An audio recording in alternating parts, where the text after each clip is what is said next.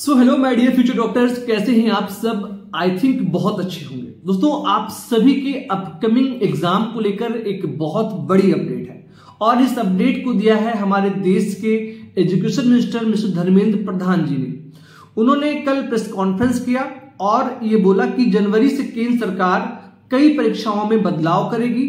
शिक्षा मंत्री ने जो है इसके लिए सभी स्टेट से जो है कोऑपरेशन मांगा है कि आप हमें कोऑपरेट करें और हम जीरो एरर स्कीम के तहत सभी एग्जाम्स, चाहे वो नीट एग्जाम हो, जेईई एग्जाम हो या जो अदर एग्जाम जिनको एनटीए या फिर सेंट्रल गवर्नमेंट कंडक्ट कराता है, उनको हम कंडक्ट करा पाए ताकि योग्य बच्चे ही एमबीबीएस कर पाए, आईआईटी कॉलेज जा पाए या फिर गवर्नमेंट जॉब्स की जो एग्जाम्स होते हैं वहां पर योग्य बच्चों का ही सिलेक्शन हो।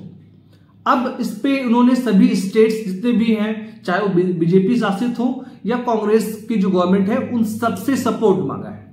आप सबको क्या लगता है कि ये जो पॉलिसी है या जो प्रेस कॉन्फ्रेंस में बोला है धर्मेंद्र प्रधान जी ने, ये इस रूल को अप्लाई कर पाएंगे और अगर कर पाएंगे तो कितना कर पाएंगे?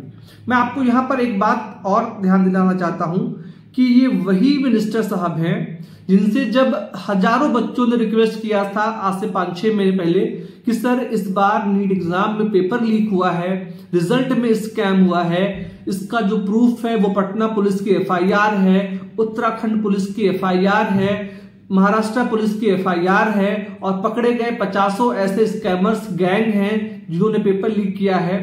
आप कुछ अपने इस पे ओपिनियन दिए, हमें न्याय दिए, लेकिन उस समय हमारे मिनिस्टर साहब ने बहुत ही चालाकी से टॉपिक को डाइवर्ट कर दिया।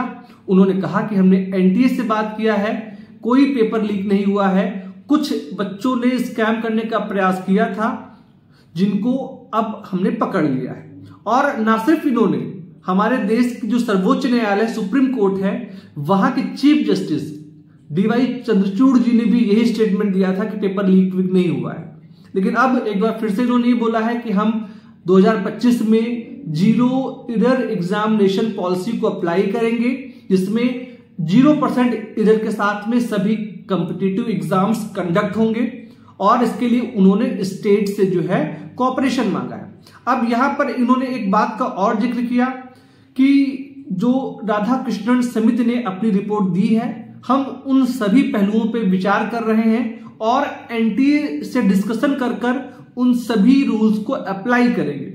अब सवाल यह भी है कि राधाकृष्णन समिति की रिपोर्ट में क्या कुछ कहा गया था। उनका पहला कहा गया था एक पॉइंट कि जितने भी एग्जाम्स हैं वो ऑनलाइन मोड में हो। वो भूल रहे थे कि जेईई में ऑनलाइन एग्जाम होता है, बट वहां पे भी स्कैम हुआ था। दूसरी बात, उनका कहना है कि लिमिटेड अटेम्प्ट्स हो बच्चों के लिए, मल्टीपल अटेम्प्ट्स को खत्म किया जाए। थर्ड पॉइंट बोला गया था कि लिमिटेड एज लिमिट हो, एक एज लिमिट डिसाइड की जाए कि हाँ इस एज से इस एज के बच्चे ही एग्जाम दे पाएंगे।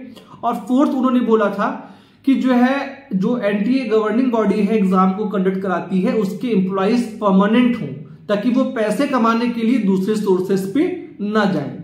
अब जिस कमेटी ने इस रिपोर्ट को दिया था, अब एनालिसिस दिया था, मैं उनकी बातों से पूरा तरीके से सहमत हूं क्योंकि वो इसरो के प्रमुख थे, अच्छे पदों पे थे, योग्य पर्सन थे। लेकिन एनटीए के एम्प्लॉइज या जो मंत्री जी हमारे हैं, बात स्टेट की हो या सेंटर की हो, शायद ही कोई ऐसा प्रदेश हो, कोई ऐसा जो है मिनिस्टर हो, चाहे वो सेंट्रल गवर्नमेंट का हो चाहे स्टेट गवर्नमेंट का हो, वो भ्रष्टाचार करप्शन ना करता हो। आप सबको पता है कि एक बार आप मंत्री बन जाते हैं ये लोग तो इनके पास कितने हजारों करोड़ की प्रॉपर्टी आ जाती है।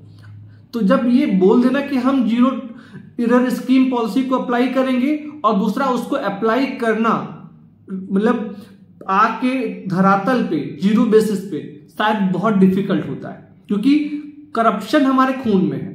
एक बार ये जो मिनिस्टर्स बनते हैं या मेंबर ऑफ पार्लियामेंट बनते हैं, मुझे लगता है कि ये देश की सेवा के लिए नहीं बनते हैं। इनका टारगेट होता है कि ये कितनी जल्दी मैक्सिमम अर्निंग कर पाए, देश को कितना बेच पाए, ये मुझे लगता है। अपडेट मैंने आपको बता दिया, जो मुझे लगता है मैंने आपसे वो बता दिया। अंतिम फैसला आपका है, आप अपने कमेंट्स हमें दें और अपने एग्जाम की पढ़ाई भी करते रहें। इस वीडियो में तक ही आप सबने इसको देखा, इसलिए आप सभी का बहुत बहुत धन्यवाद। Thank you so much. जय हिंद।